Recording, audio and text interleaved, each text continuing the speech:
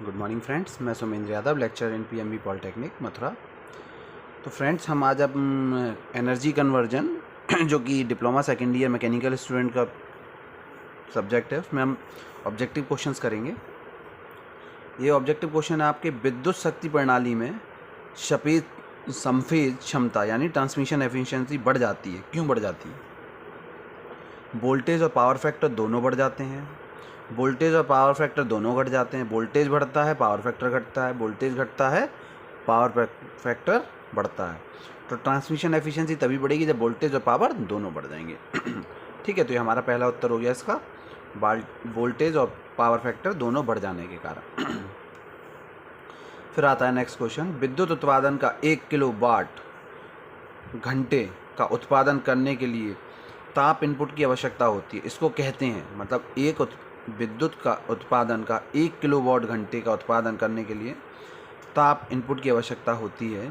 इनको हम क्या कहते हैं? ठीक है, दक्षता कहते हैं, ऊष्मा दर कहते हैं, कैलोरी मान कहते हैं, या ऊष्मा मान कहते हैं। तो हम इन्हें क्या कहते हैं? 1 किलोवाट घंटे को ऊष्मा की दर, मतलब किस दर से ऊष्मा स्थानांतरित हो रही है। ठीक है, फिर आता है आपका नेक्स्ट क्वेश्चन,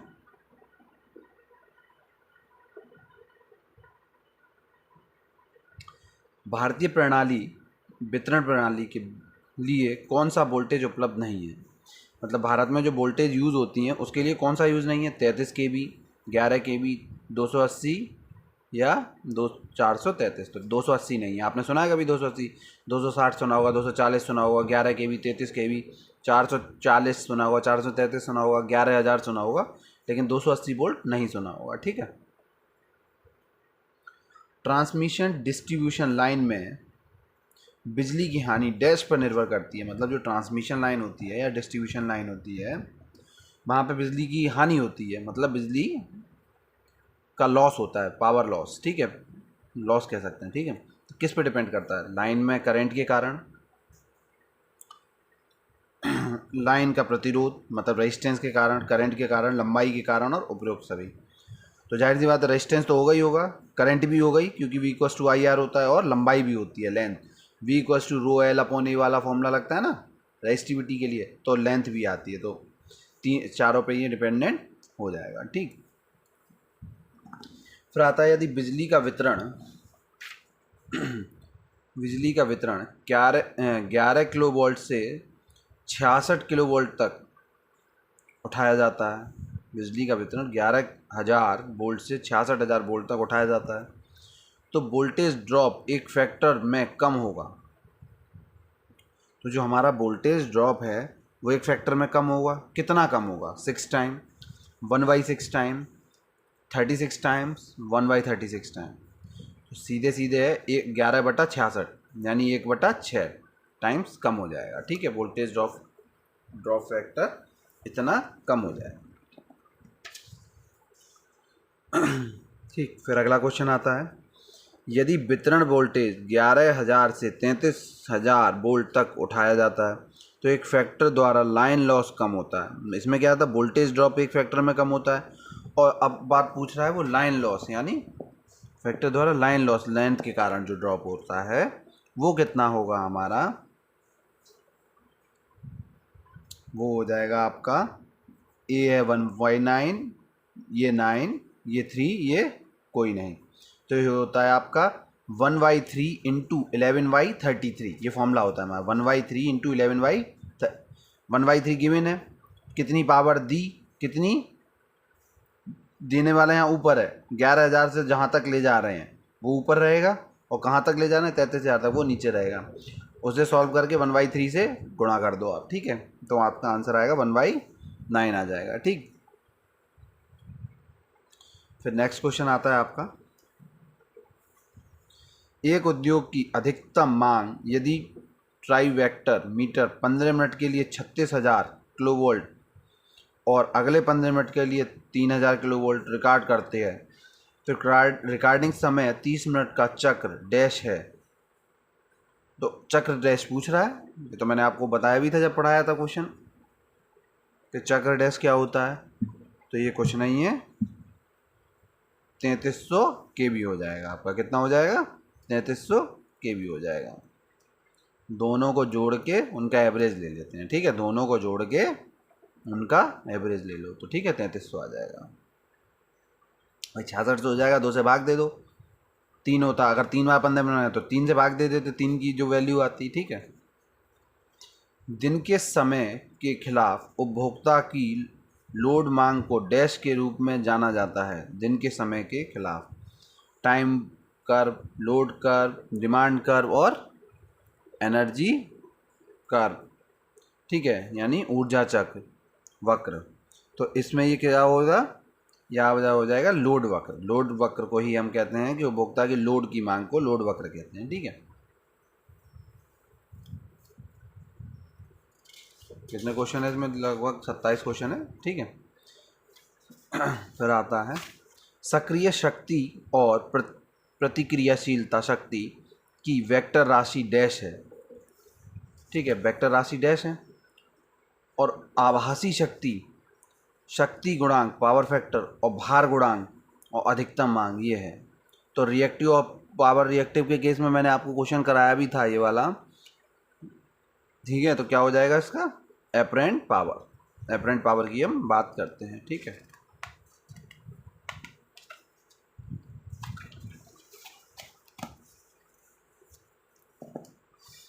फिर आता है power factor. Power factor, power factor dash और आभासी शक्ति का अनुपात है। Active power, load factor, reactive power, maximum power factor और आभासी शक्ति मतलब एपरेंट की बात कर रहा है, आभास हो रहा है जिस चीज़ का, ठीक है, उसके अनुपात को हम क्या कहेंगे, बताओ क्या कहेंगे, ये हो जाएगा एक्टिव पावर। 500 किलोवाट पर संचालित लोड के पावर फैक्टर में सुधार और 0.95 के लिए पावर फैक्टर के लिए आवश्यक kVAR रेटिंग होती है। तो क्या होती है बताओ, 45 हो जाएगी भाई, इस फॉर्मूले में लगा दो तो आपका आंसर 45 kVAR आ जाएगा, ठीक है।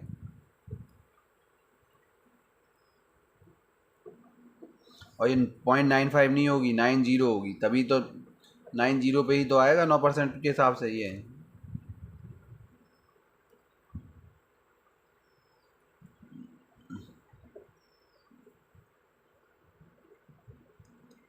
ठीक है,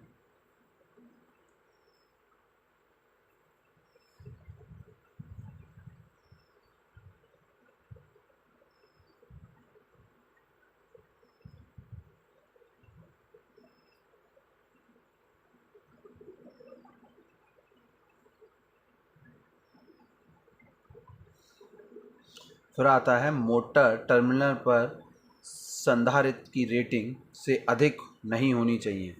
किससे अधिक नहीं होनी चाहिए,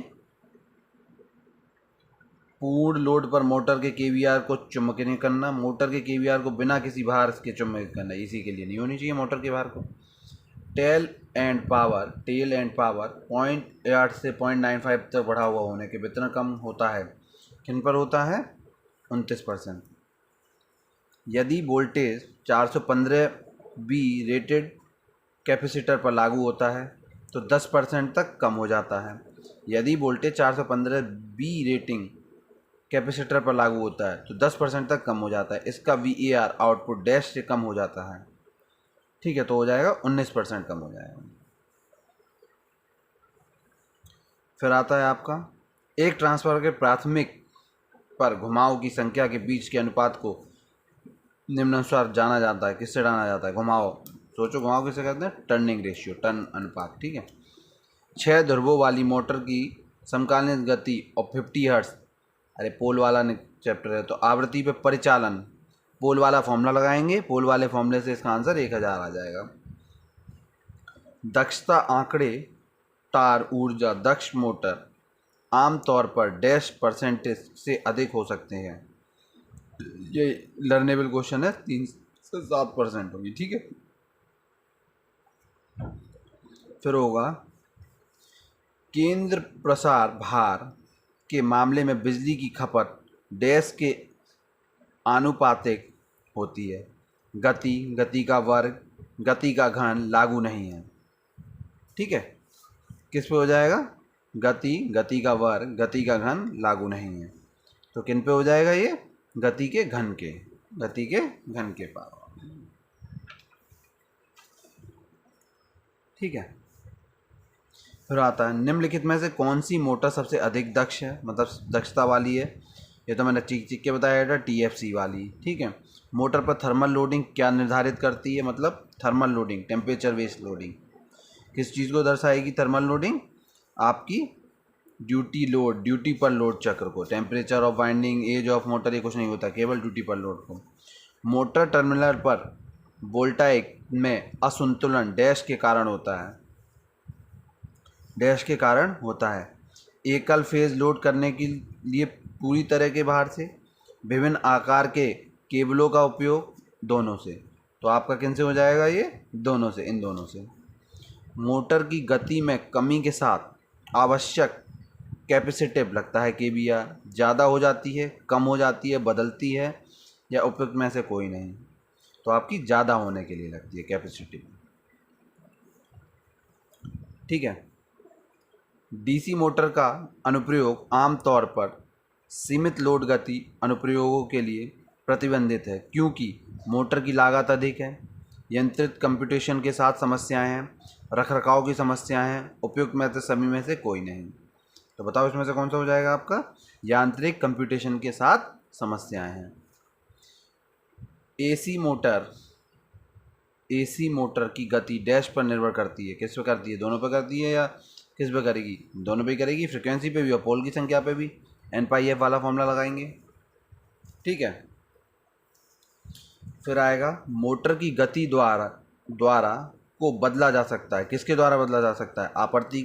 आपूर्ति की आवृत्ति में परिवर्तन करके, पोल्स की संख्या बदलकर, मल्टी स्पीड बाइंडिंग का उपयोग करके। उपयोग सभी, बताइए, उपयोग सभी होंगे। पोल्स, आवृत्ति और मल्टी बाइंडिंग भी करके भी हम बदले जा सकते हैं। ठीक, फिर आता है निम्नलिखित में से कौन सा ऊर्जा दक्ष मोटर अनुप्रयोग के लिए अनुकूल है? कौन सा? पंप प्रेस, ठीक, पंखा, उपयोग सभी। पंप, पंखा, पंप प्रेस और उपयोग सभी, तो इसका हो जाएगा आपकी पंप प्रेस। ठीक, फिर आएगा आपूर्ति वोल्टेज में 10% की कमी मोटर के टॉर्क को डैश तक बदल देगी। 10% की कमी वोल्टेज में, तो फॉर्मूला लगा लो, उससे निकल के आएगा आपका 19%। ठीक है, तो फ्रेंड्स आज इतना ही करते हैं, ये वाला चैप्टर भी हो गया। मैं आपको ऑब्जेक्टिव क्वेश्चन इसलिए करा रहा हूँ, आपके एग्जाम पॉइंट ऑफ व्यू से ये बहुत इंपॉर्टेंट है। ठीक है, मैं इनके फ़ोटोज़ भी डाल दूँगा आपको और सब कुछ डाल दूँगा। ठीक है, thank you friends, have a nice day.